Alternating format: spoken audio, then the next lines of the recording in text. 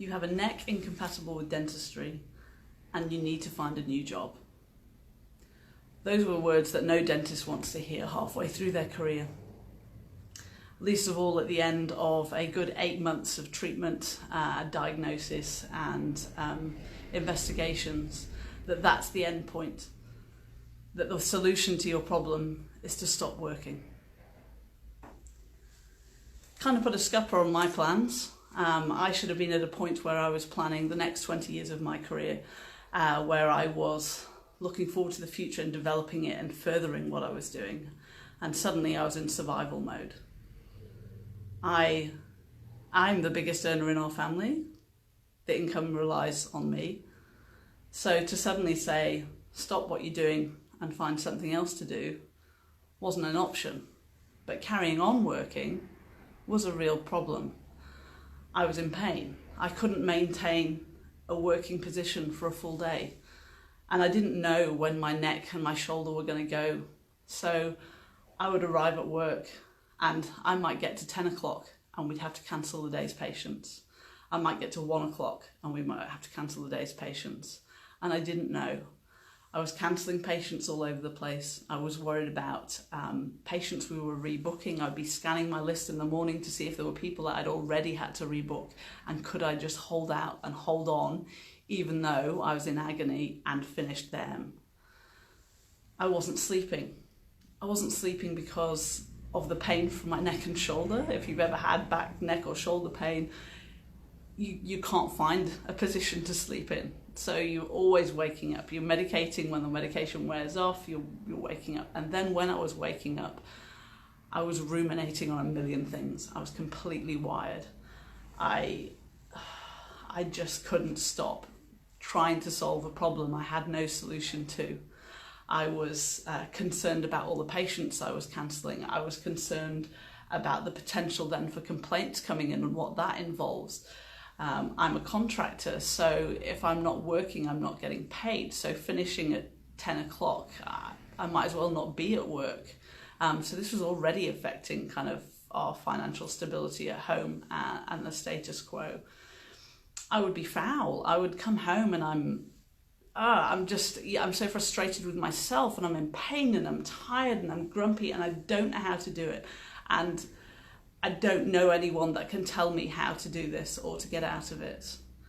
And I was just at a loss, an absolute loss, because I had to. Even if I wanted to change careers, if I wanted to plan something else, which as it turns out, I was kind of pursuing a career in fitness at the time and was about to start doing some personal training, a personal training qualification. But you can't just stop your job one day and expect to kind of pick up. You've got to transition, you've got to change your financial situation, your lifestyle, how things are living. You can't just do it overnight. And I was stuck with a problem I couldn't solve. And then I thought, well, sod it. I will solve it. There's no one else out there doing this. There's no help for dentists that have got these problems, and which is unusual because so many dentists have got musculoskeletal problems and are going through painful days, dragging themselves into work, medicating, trying to kind of sort things out and adjust things, self-medicating at home to kind of get themselves to sleep and through the next day. But there's nothing there about the physical side of it. There's no, what to do with your shoulders and your neck and your back. We've been talking about posture, but not how to fix it. So I was going to fix it. Sod everybody. I needed to fix this. I needed to be functional, not just for dentistry, but for the rest of life. Like I'm a physically active person, and if I was on the verge of finishing my shoulder and neck off every day, then what was I going to do when I got home and spent some time with my family? But, who am I to do this? I wasn't even a personal trainer then, and I'm certainly not a physiotherapist. Yes, I've got a problem-solving background and a clinical background, and I just had to take that and I had to go look and see. I had to come up with my own exercises. I had to come up with my own strategies for how to fix this.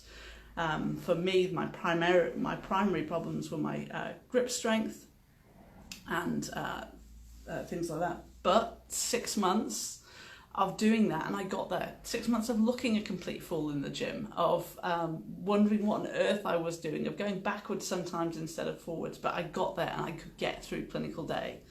And that's what it was all about. And we're foolish as dentists to think that we can just carrying on. It's a 40-year career. We're not going to stay 21 forever. We've got to start thinking about kind of how we look after ourselves, how we condition ourselves, think of ourselves as an athlete. The answers I had for fixing myself were in sports conditioning and rehabilitation and flexibility and mobility, looking at pictures and arm movements, unilateral sports where they're putting stress on the same areas and then taking that and applying it to us. So don't be kind of working through your dental day in pain. Seek help. This is important. It's not just about dentistry, it's about living a full life.